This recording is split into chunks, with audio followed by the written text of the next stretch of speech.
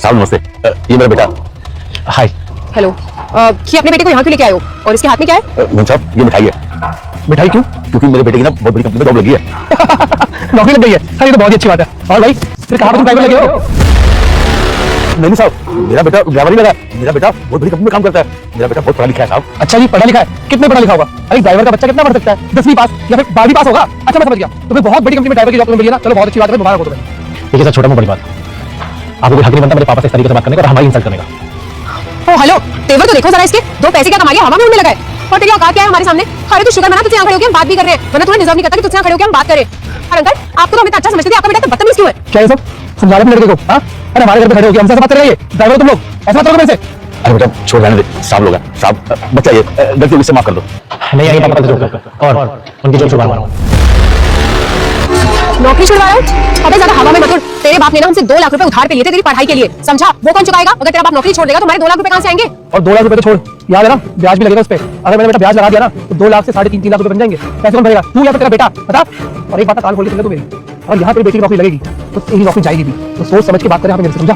पापा एक मिनट पकड़ना। बेटा मैं खाटू श्याम हूँ। अगर तुम चाहते हो तुम्हारे घर में धन की कभी कमी ना हो और अपने मम्मी पापा की लंबी उम्र के लिए तुम मेरी इस वीडियो को लाइक करके चैनल को सब्सक्राइब कर लो और जाते जाते कमेंट में जय खाटू श्याम जरूर लिख दो।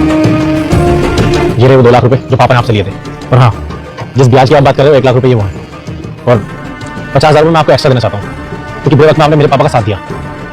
और आप लोगों से एक बात कहना चाहता हूँ, मेरे पापा अनपढ़ हैं पर मैं बहुत अच्छे से पता है किसी की कैसे इज्जत करनी है। आप लोग पढ़ लिख के भी सब कुछ हो चुके हो, मेरे पापा से इस तरीके से बात कर रहे हो और एक बाप की बेइज्जती कर रहे हो उसके बेटे के सामने। आप लोगों को शर्म नहीं आती? आप लोग ऐसा काम कर रहे हो क्यों? भाई दिखा दिया तुम लोगों ने अपनी औकात। अरे 4 पैसे का कमा लिए, अरे तुम्हारी अगर तो आसमानी छू रही है।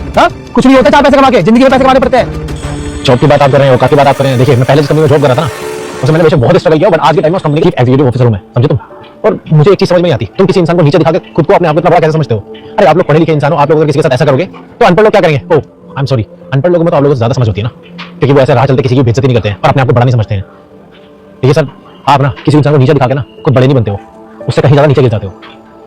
बाकी कल से पापा जॉब पर नहीं आएंगे। साहब मैंने इतना टाइम आपके पास काम किया, अपना समझ के काम किया साहब। मैंने हाँ मैंने मेहनत किया, मजदूरी किया, आपसे पैसे लेकर मैंने अपने बेटे को पढ़ाया लिखाया इसी दिन के लिए। आज मेरा बेटा अब बहुत बड़ा आदमी बन गया। बस हम आपको इसी खुशी में मिठाई देने के लिए आए थे, क्योंकि मैं तुम्हें अपना समझता हूँ। आपने मेरी बेइज्जती मेरे बेटे के सामने की है। हाँ अंकल शायद आप ठीक कह रहे हैं। आपके ये सब बोलने के बाद मुझे रियलाइज हुआ कि हमने आप लोगों से काफी बदतमीजी की।